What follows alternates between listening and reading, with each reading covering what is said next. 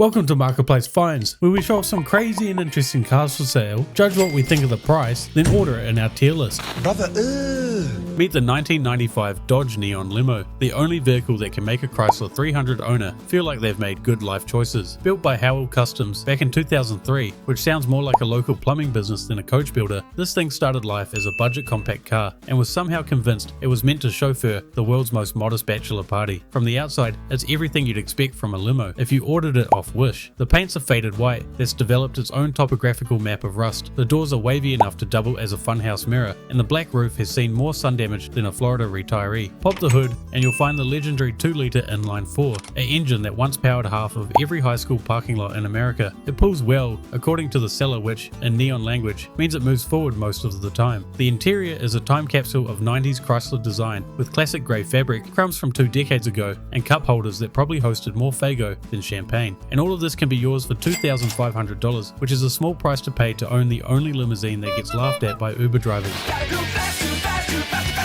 This is a 2005 Acura CL, or at least it used to be, before someone turned it into Sonic the Hedgehog's company car. Every inch of this thing screams gotta go fast, and by fast, I mean fast to lose any chance of dating someone normal. From the outside, it's a blur of questionable life choices, a silver body plastered with gold rings and an airbrushed Sonic sprinting for dear life across the hood. Even the engine bay didn't escape the chaos. Covered in blue paint and random cartoon decals like Dr. Eggman did the detail work himself. Slide inside and it's a sensory overload of red, blue, and please make it stop. The dashboard's half primary colours, half crimes against humanity, and the floor mats feature Sonic's face staring into your soul while you drive. The steering wheel looks like it was forged from a Power Rangers belt buckle, and the seats are wrapped in the kind of vinyl that sticks to your thighs in the summer. They're also Sonic branded, of course. The seller's asking $4,200, which isn't bad, but either way, it's not worth the embarrassment of having to drive around in. it's just one of those days. This right here might be the first car in history with more drama in its wiring harness than a daytime soap opera. Meet the 1992 Honda Prelude 2.3 SI, a car that's been through horsepower, heartbreak, and apparently a divorce. According to the seller, he restored it 3 years ago, dropped $9,000 into the build, and then his ex-wife tried to take it, but not before she went full sabotage mode and messed with the engine harness. That's not just petty, that's performance-based revenge. Speaking of performance, it's got a port-matched and polished head, a 100 shot of nitrous, so it's fast enough to make you forget about the ex. Also, the paint job wasn't her doing, and I can't tell if I love it or hate it. Either way, the seller's asking for $3,500, which I would say is a steal, but I just know you'd eventually wake up to it being keyed and all the tires slashed by a certain lady. This one's probably going to start an argument in the comments. Half of you will think it's the coolest thing on earth, the other half will say it's the most ridiculous use of chrome since Elvis's bathroom fixtures. What we've got here is a 1959 Cadillac limo, which is now 27 feet of pure atomic age confidence. The chrome stretches from one zip code to another, and let's be real, these cars were already pretty damn long, so what's an extra few feet? The paint and bodywork seems to be super clean, but I have to say though, is it just me, or from this photo she almost looks like she's bending a bit in the middle? Under the hood is a rebuilt 390 V8, making 325 horsepower through a 4-speed hydromatic, so at least they gave it a bit more power to carry the extra weight. Inside you've got silver upholstery pulled straight out of a diner's seating booth, but that's not the best bit because insanely there's a rear rumble seat perfect for any drunk passengers to avoid any interior chunders. It's listed up for $99,000, and as all limousines go, I have no idea what it would realistically be worth. This is a 1970 Porsche 914 wide-body custom built, and the seller's not kidding when he says you'll never see another one like it, because even Porsche themselves would have gone cross-eyed trying to design this thing. From the front, it's got the squared-off aggression of a Group 5 Le Mans car, while the rear looks like someone crossbred a Corvette C3 and a spaceship. Those two 95s in the back are about as wide as your girlfriend's forehead, and the body lines are about as subtle as a slap in the face. These were already a bit of an oddball car for its looks in collaboration with VW, but somehow this guy has made it even worse. Underneath all that fiberglass ambition is a 2-litre flat 4 mated to a 5-speed manual, a setup that's just itching to run. Once you fix the brakes, tune the carbs, and maybe bribe it with some fresh fuel. According to the listing, it can drive around the yard, which is basically the car version of saying it walks great for its age. Inside, it's pure 1970s, Porsche simplicity, low-slung bucket seats, manual everything, and that sweet aroma of gas fumes and fiberglass dust. For $18,000, you could buy a running Boxster, or you could buy this Mutant 914 and explain what the hell it is every time you take it out.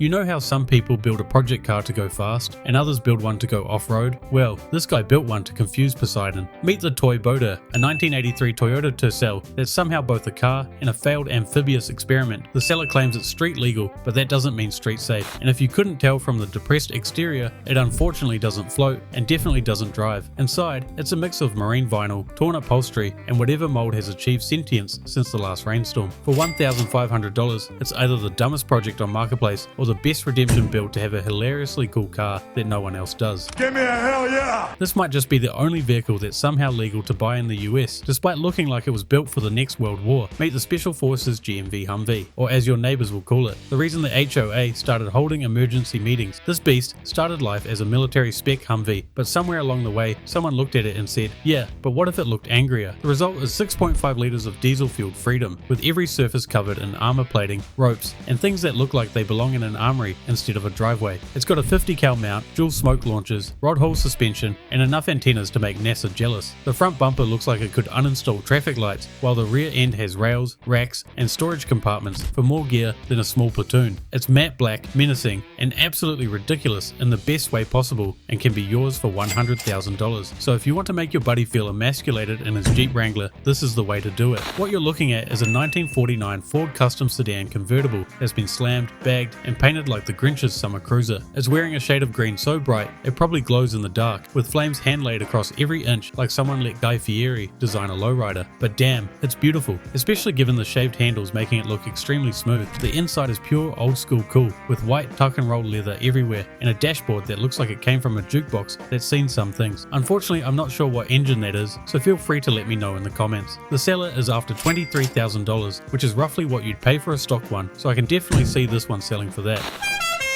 What you're looking at is a 1977 Corvette. They got so tired of being low and sleek, they decided to identify as a 4x4 farm truck instead. That's right, someone took America's sports car, chopped its sole out, and bolted it onto the frame of an 87 Chevy, because apparently the phrase "just fix the frame" was too simple, and they decided to make the world's first mud-bogging Stingray. It's got the original 350 with a rebuilt Turbo 350 and a shift kit, and honestly, that's the least cursed part of this thing, if you don't mind a bit of spaghetti wiring. They claim it runs, drives, and is somehow road legal, which is incredible because that DMV worker must have been blind or bribed. It's listed for $6,000, which feels like a bargain for something this insane. I mean, how many lifted Corvettes have you ever seen that are road legal and not on fire? Next up, we have a Florida certified skyscraper, a 1993 Chevy Caprice that's sitting almost as tall as a lifted Silverado, sitting on huge 28-inch rims with rubber band thick tires. This thing is scared of anything bigger than a pebble. Then there's the paint, which is a blue to gold paint fade so loud it looks like a mood ring. They got stuck halfway through an identity crisis, but if you thought that was loud, step inside, because somehow it gets even louder. Everything, and I mean everything, is blue. The seats, the doors, the dash, probably even your soul after sitting in there too long. It's like someone tried to recreate the ocean using AutoZone seat covers. At least the steering wheel gets a different color for whatever reason. At $20,000, it's probably not an investment, but it's definitely unforgettable. If the Hummer GMV was built for world domination, this thing was built for interdimensional domination. Meet the one-eyed purple people eater as called by the seller. It was originally an easy-go Textron golf cart before being turned into this creature, and has been to Burning Man more times than your neighbor's marriage counselor. Over the past 10 years, it's been passed between two equally unhinged owners, each adding their own layer of chaos, until it evolved into this fuzzy purple monster with a single glowing eye and a horn big enough to pick up alien radio. The mouth doubles as a couch, complete with teeth, a tongue, and the faint smell of glitter, guaranteed to freak out any LSD-induced Burning Man attendees, which is basically everyone. Mechanically, believe it or not, this thing's had a new engine, clutch, and carburetor, which is better than 90% of the cars we find on Marketplace. They are after $3,500, and obviously the seller's still tripping, because I doubt anyone's going to be paying that much.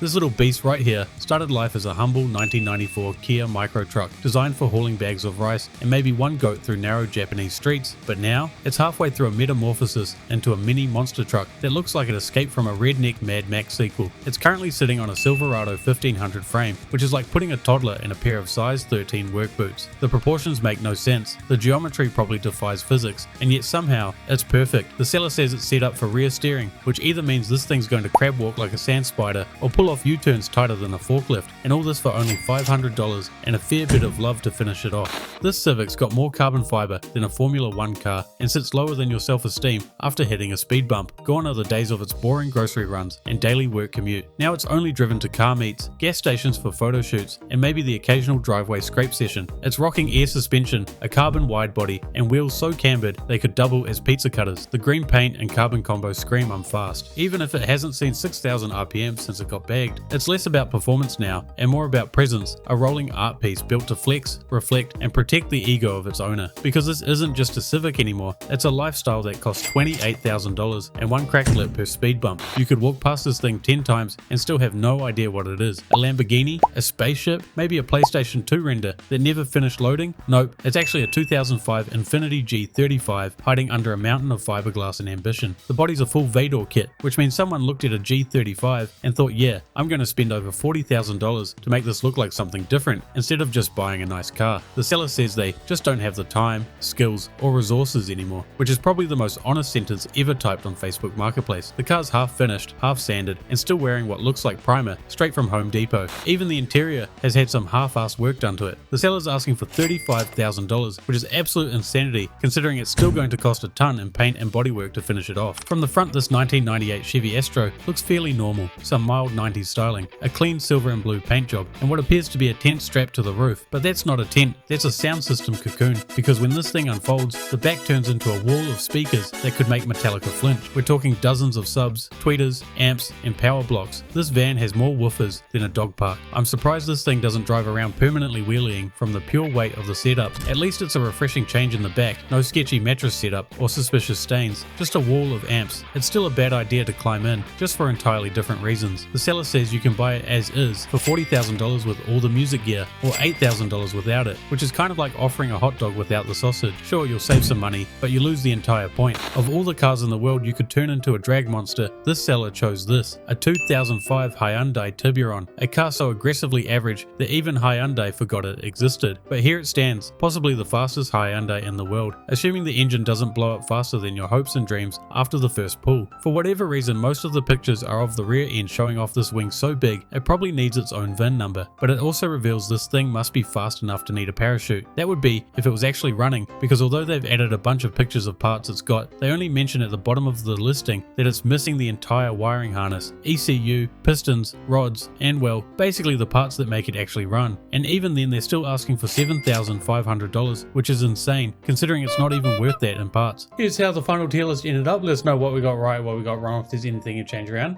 Otherwise, thanks for watching, make sure to like and subscribe and leave a comment. I'll see you guys in the next episode.